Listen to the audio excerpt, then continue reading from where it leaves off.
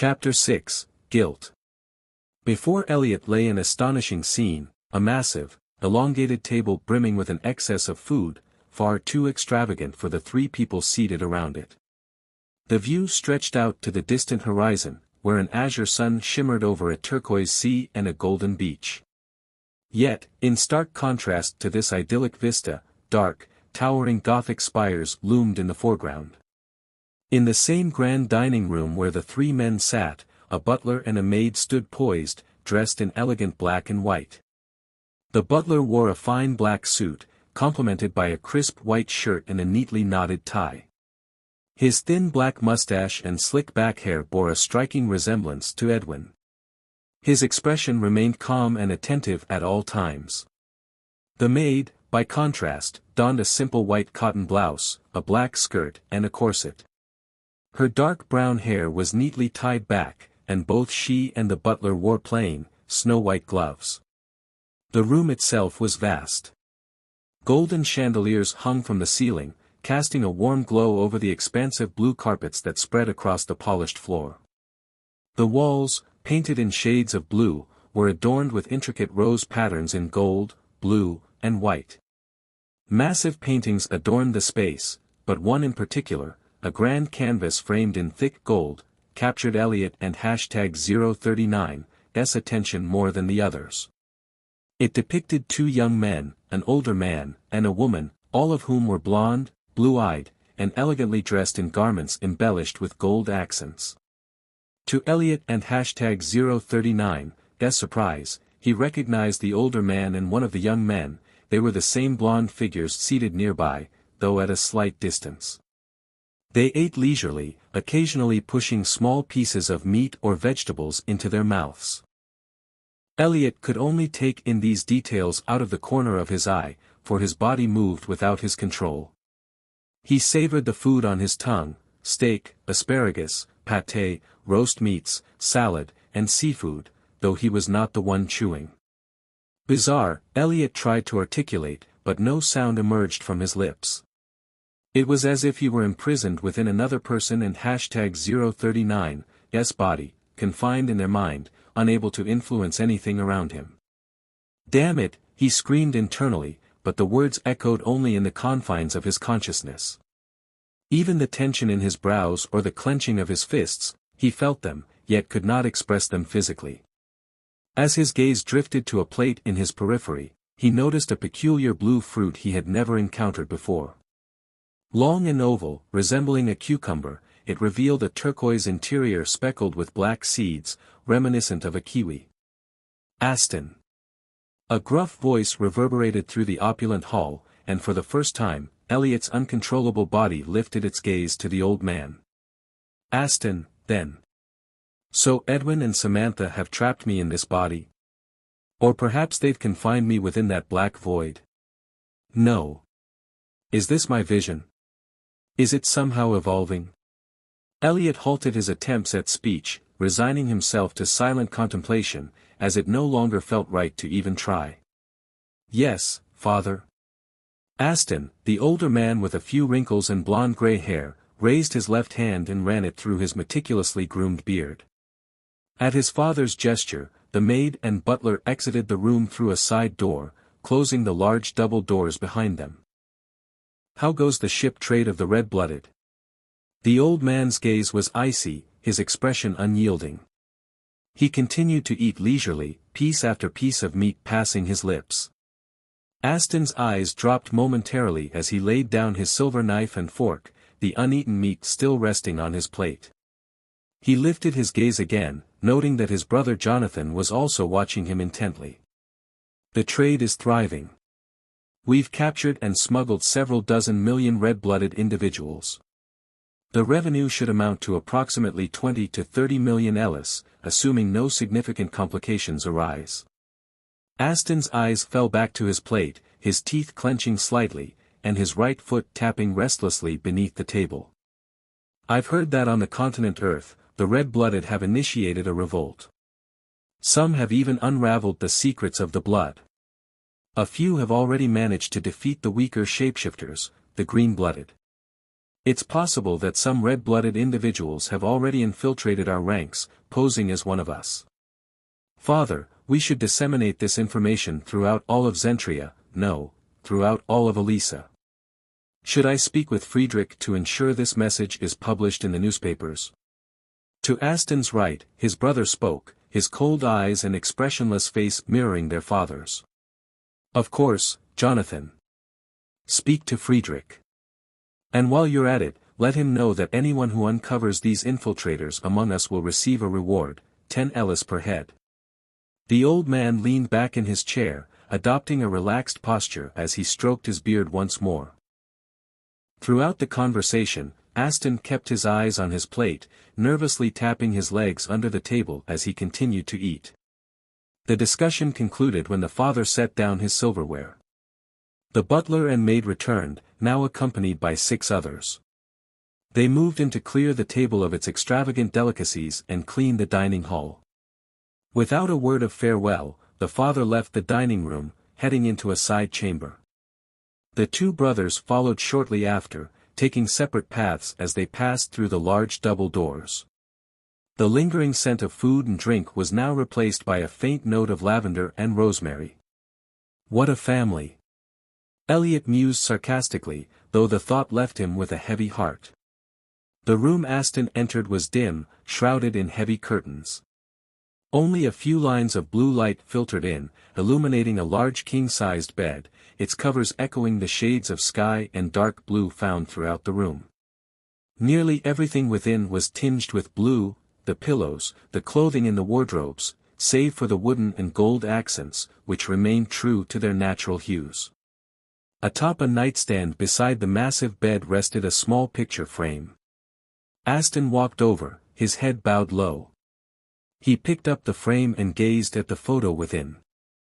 The glass was shattered, yet the picture itself remained unharmed. It depicted a young child with blonde hair and blue eyes, held lovingly in the arms of a woman. Elliot and #039's eyes widened in recognition. It was the same older woman from the painting, albeit younger. Pull! Pull! Suddenly, a wave of pain crashed over Elliot, and he clutched his head with both hands. Arg! He ground his teeth against the overwhelming agony. His mind felt as though it were being flooded. Memories surged in, too numerous to process at once. Initially, they appeared as disjointed images, distorted, while the voices of people sounded muffled, as if submerged underwater. Yet, suddenly, everything coalesced into clarity. New images and sounds poured in, cascading over him. As Elliot clutched his head in turmoil, vivid scenes unfurled before him. A family gathered around a large table, Aston, Jonathan, their father Orgins, and their beautiful, smiling mother Hannah. They dined together, laughter echoing in the air. The brothers appeared younger, but then, as if time were on fast forward, the scenes raced ahead. They aged, first 9, then 10, then 11, while their parents grew older, their hair turning gray, their faces becoming etched with lines. The dining hall transformed as well. The colors of the walls, the furnishings, the chandeliers, everything shifted in rapid succession. Dresses, shirts, suits, their clothing morphed as time sped onward. Eventually, the changes began to slow. The once joyful family became forlorn, their faces painted with melancholy. And by today, they had grown cold. It had been a year since she had departed. Yet still, more images continued to bombard Elliot and #039's mind. They stood beside a large, cold, rounded stone, a somber marker in the rain-soaked ground. The entire family was clad in dark, deep blue attire, their grief palpable in the oppressive air. Orgins, their father, towered over the grave, a figure of rage and sorrow. Aston and Jonathan, his sons, flanked him, all 3 dressed in tailored suits that had once symbolized nobility but now only served as a reminder of their loss. The rain cascaded from their damp, dark blonde hair, almost turning it brown in the gloom, mingling with their tears as if the heavens themselves mourned. It was the red-blooded, Orgins screamed, bitterness dripping from each word. His eyes burned with a fury that could set the world ablaze. End quote, those people, those slaves, those worthless swine, end quote, the words echoed in the cold air, heavy with disdain. Jonathan, the younger brother, stood rigidly, his face a mask of rage as he stared down at their mother's grave. Cashin 1, 1483, Jet 49, 1612, after AORB, the alliance of red-blooded, he muttered under his breath, as if the recitation could anchor him in this turbulent moment. His fists were clenched tight, knuckles white against the downpour, his red eyes glistening with unshed tears. The rain obscured his grief, yet the sight of it could not mask the anguish etched on his face. His gaze shifted to Aston, filled with a mixture of horror and disbelief. How could you? Jonathan and #039's voice cut through the rain like a dagger. Aston, lost in his own turmoil, could only stare at the grave, his expression a tumultuous blend of fury and sorrow. The memories surged forth, unbidden and relentless, transporting them back to a different time, a time when the sun shone brightly, and the streets of Zentria thrummed with life. Jet 49, 1612, after AORB. On that day, the skies were a brilliant blue, and the streets, wider than those in the poorer neighborhoods, were bustling with carriages, bicycles, and pedestrians going about their daily lives. It was quieter than usual in the kingdom of Zentria, a welcome reprieve from the constant din that typically filled the air. The oppressive fog that often cloaked the capital had finally lifted, revealing a clarity that had been absent for far too long.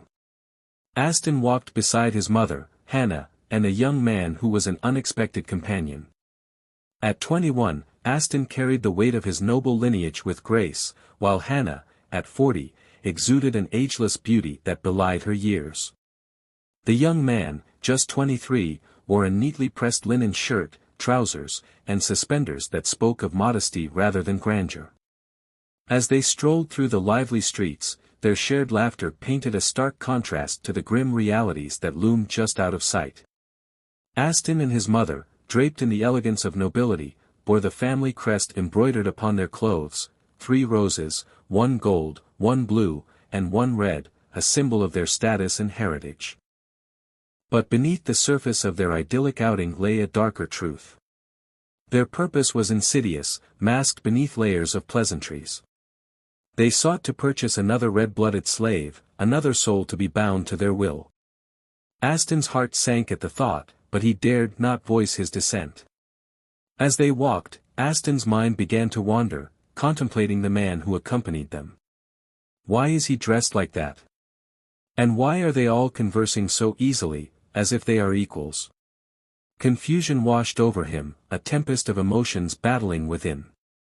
Hannah walked ahead, her elegant form cutting through the crowd, and Aston found himself lagging, too slow to notice the dangers around him. As they approached an intersection, he caught a glimpse of something out of the corner of his eye. The eyes of the red-blooded slave widened in alarm. In an instant, chaos erupted.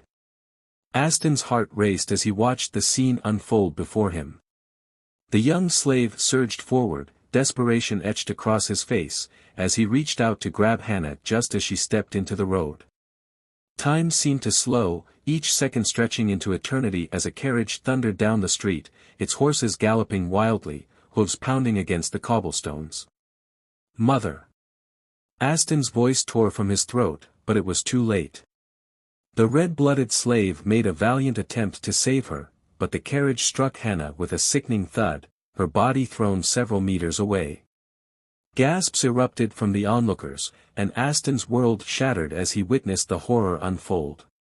Hannah lay motionless on the cold asphalt, blood streaming from her body, blue blood mingling with traces of green and orange. The shock paralyzed him, his heart pounding in his chest like a war drum. The horses halted only after trampling over her, their owners unaware of the devastation they left in their wake. The once bright streets of Denkland darkened, shadows swallowing the light as the tall houses and spires loomed like specters over the scene. Every part of Aston's being trembled, whether from shock, fear, or the chilling grip of despair, he could not tell. The vibrant atmosphere turned to one of horror, regret, and an unbearable silence. Jet 49, 1612, after ORB, marked the day when Hannah Rosenthal bled out on the side of the road, an ordinary morning transformed into a nightmare. The culprit, the man who had once been entrusted with her care, stood accused, a red-blooded slave, Wilson Neate. The name echoed in Aston's mind, a bitter reminder of betrayal. Witnesses emerged, their accounts filled with indignation and rage. They claimed Wilson had pushed Hannah, their voices rising in condemnation. But Aston saw it differently. In his heart, he believed Wilson had acted out of instinct, trying to save her life. But the crowd was relentless, their collective fury turning on the red-blooded man. The nobility scorned the Rosenthal family for their kindness towards their slaves, as if treating them with dignity was a crime. This was a society that thrived on hierarchy, where blood status dictated one's worth. To Aston, it was incomprehensible that a noble family of mixed blood, entitled to their status, would stoop to the level of the lowly red-blooded. Days blurred into weeks after Hannah's death, each moment tinged with despair. Wilson was sentenced to death, left to rot in a cell as the world outside continued without him. Aston, once a beacon of hope for his friend, found himself alone in his defense. He realized the futility of his efforts, the odds were stacked against him, and he began to lose faith in his ability to prove Wilson's innocence. As his family distanced themselves, Aston became a ghost in his own home, haunted by the memory of his loyal friend, condemned unjustly. Elliot could only perceive the chaos of memories as flashes, brief images strung together like pearls on a thread. Each one spoke of a world fractured by grief and betrayal, a world where innocence was a casualty of bloodlines and status. In the quiet of his mind, Elliot and Aston gazed mournfully at a photograph of young Hannah, cradling a small Aston in her arms. The shards of shattered glass surrounding the image reflected back their anguish, two pairs of eyes slowly filling with tears. "Mother. I'm sorry, I failed." Aston's voice trembled as he whispered into the emptiness. His sapphire blue eyes stared at the ground, lost in a sea of regrets. Outside the covered window of his bedroom, the black night enveloped the world, the raven-filled sky dotted with stars, while a golden moon cast its ethereal glow over the scene.